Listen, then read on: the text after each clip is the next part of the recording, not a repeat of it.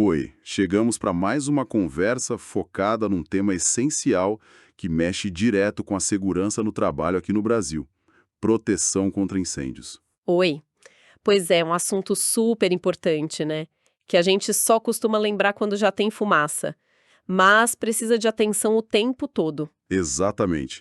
E hoje a nossa fonte principal é a Norma Regulamentadora 23, a famosa NR 23.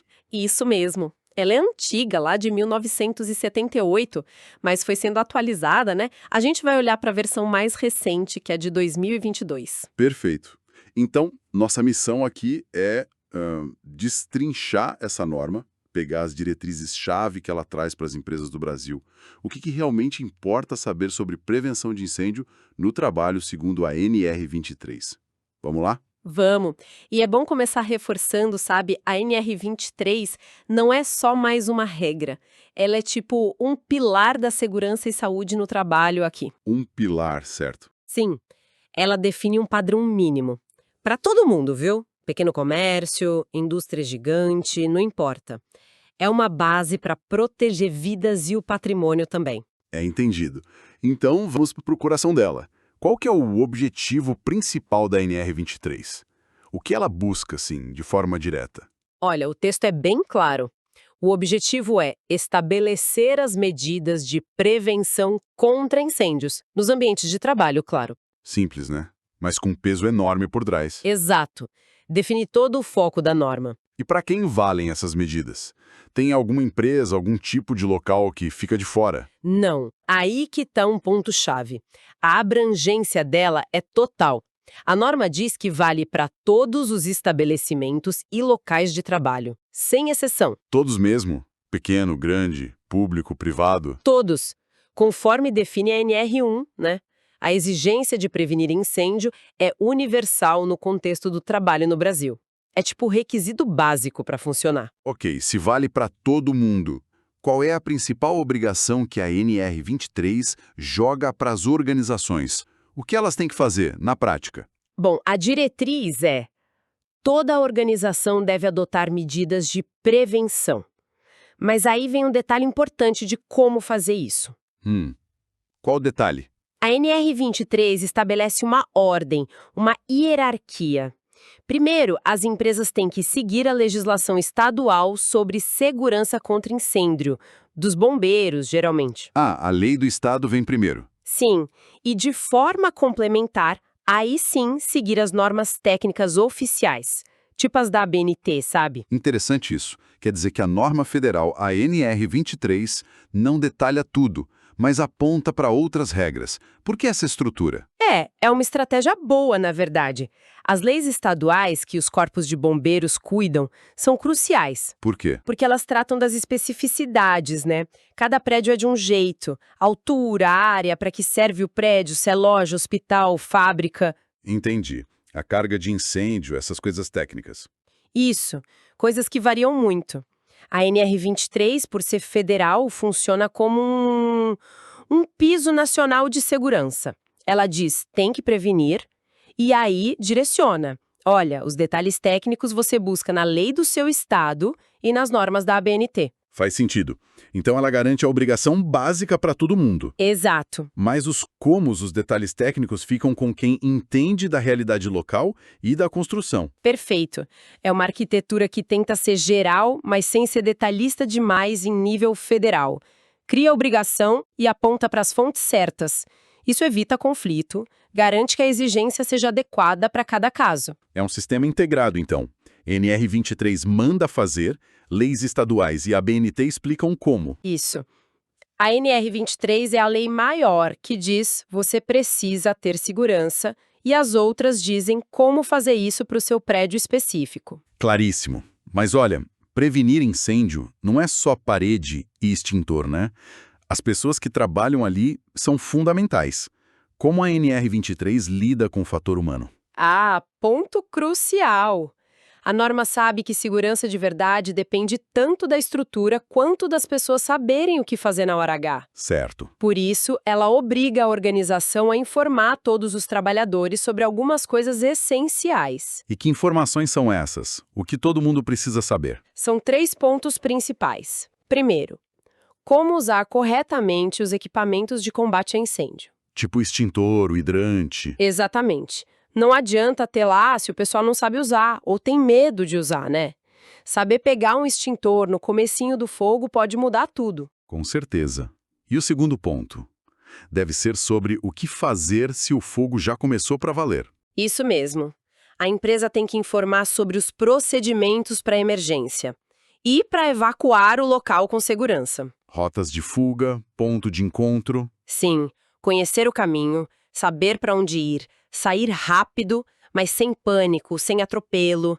Isso evita acidentes na própria evacuação. E o terceiro ponto obrigatório de informação. É sobre os alarmes, os dispositivos de alarme que existem ali. Ah, para saber reconhecer o barulho. Isso, reconhecer o som do alarme daquele lugar, entender o que significa, tipo, saiam agora, e às vezes até como acionar um alarme manual, se precisar.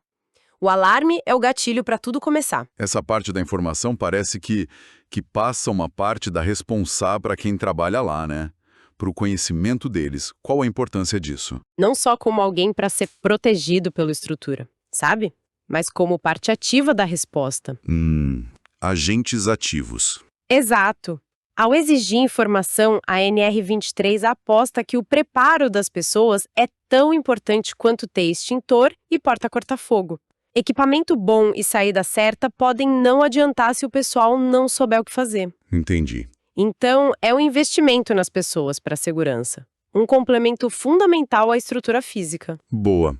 Combina estrutura preparada com gente preparada. Falando em estrutura, tem um item que é vida ou morte no incêndio. As saídas de emergência. O que a NR23 exige sobre elas? Requisitos básicos, mas essenciais. Primeiro, tem que ter saídas em número suficiente. Não dá para ter uma só num lugar enorme ou cheio de gente. Certo. Segundo, elas têm que estar dispostas de um jeito que permita sair rápido e seguro. A localização importa tanto quanto a quantidade. Bem distribuídas, né? Tipo artérias vitais no momento de crise, né? Se forem poucas ou mal localizadas, complica tudo. A analogia perfeita. Saída ruim vira gargalo, e no pânico isso é fatal. Pode ter gente caindo, sendo pisoteada, fora o tempo que se perde exposto à fumaça, ao calor. Que são os maiores perigos, né? Exatamente. Então a norma força um planejamento do espaço pensando nesse fluxo de gente sob estresse total. Ok, saídas suficientes e bem localizadas. Mas como garantir que as pessoas achem essas saídas no meio da confusão?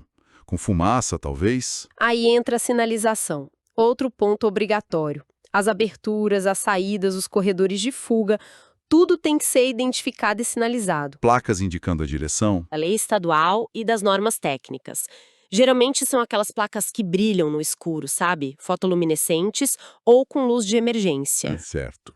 Então, saídas ok, sinalização ok, mas tem um detalhe que parece óbvio, mas que a gente sabe que na prática é um problemão, né? Sim, e a norma pega pesado nisso. Ela diz que as saídas de emergência e as vias que levam até elas devem ser mantidas permanentemente desobstruídas. Permanentemente, essa palavra é forte. É, porque é muito comum ver o contrário. Corredor com caixa, móvel encostado na porta, material empilhado na escada. Um perigo. E por que essa insistência toda na desobstrução? Porque senão nada adianta, né? Pra que ter porta e placa se você não chega nela? Ou não consegue abrir direito? Verdade. Ser livre não é faxina para inspeção. É tarefa do dia a dia. É manutenção constante da segurança. Entendi. O caminho tem que estar sempre livre. E a porta em si? Tem regras sobre tranca, fechadura? Tem, sim. E é outro ponto crítico. É proibido. Nenhuma saída de emergência pode ser fechada à chave, trancada ou presa de qualquer jeito que impeça a abrir durante o horário de trabalho. Isso é fundamental mesmo. Trancar uma saída com gente dentro é absurdo. Totalmente. Um risco inaceitável. Mas aí entra aquela questão, né? Segurança patrimonial. A empresa quer evitar que entre gente estranha ou até furtos. Como a norma concilia isso? Ela pensa nisso, sim, e dá a solução.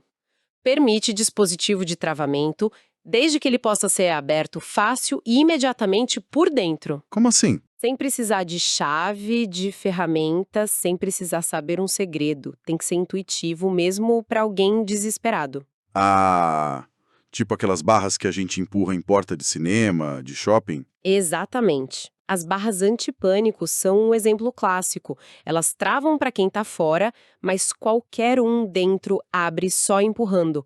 É um movimento natural de quem está saindo correndo. Entendi. Existem outros sistemas também, claro, mas a barra antipânico é a mais comum. O importante é, travou por fora, mas por dentro abre fácil. Então a norma proíbe trancar que impeça sair, mas permite tecnologia que resolve os dois problemas: segurança das pessoas e do patrimônio. Perfeitamente. A prioridade total é a vida. Se precisar travar, que seja de um jeito que nunca dificulte a fuga. Mostra como a regra pode usar a tecnologia para resolver dilemas práticos, né?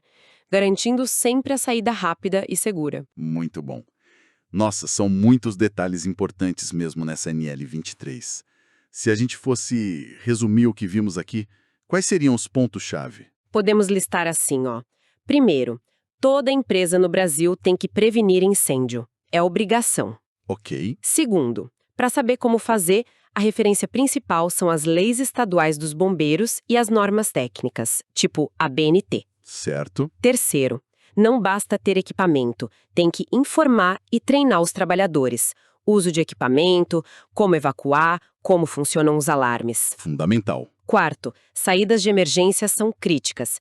Tem que ser suficientes, bem localizadas, bem sinalizadas e, importantíssimo, sempre livres, desobstruídas. Sempre. E quinto, essas saídas nunca podem estar trancadas por dentro durante o expediente. Se tiver trava, tem que ser do tipo que abre fácil por dentro, como as barras antipane. Ótima síntese. E pensando em tudo isso, qual a grande mensagem? O que essa análise da NR23 nos diz sobre segurança contra incêndio no trabalho? Para mim, fica muito claro que segurança contra incêndio, para a NR23, é mais que cumprir regra. Não é só instalar coisa para passar na vistoria, sabe? É mais profundo. É uma responsabilidade ativa, contínua, exige planejar bem a estrutura, investir sempre em informar e treinar as pessoas e vigiar o tempo todo para garantir que tudo físico e humano funcione se precisar. É um sistema integrado, dinâmico. O foco é proteger a vida. Visão desse sistema integrado muito bom. E para a gente fechar, talvez uma provocação para quem nos ouve pensar um pouco mais, algo que vá além da norma, mas que ela inspira. Sim, podemos pensar. A NR23 é atualizada, vimos que a última foi em 2022. Mas o mundo do trabalho muda muito rápido, né? Com certeza. Pensa nos materiais novos de construção, que reagem diferente ao fogo, novas tecnologias, que trazem riscos, mas também soluções. Até o jeito de trabalhar mudou. Coworking, escritório aberto, trabalho híbrido, que muda a lotação dos prédios toda hora. Verdade. Aí fica a pergunta: será que as normas, mesmo atualizadas de tempos em tempos, conseguem acompanhar esse ritmo todo? O modelo de atualização é rápido o suficiente?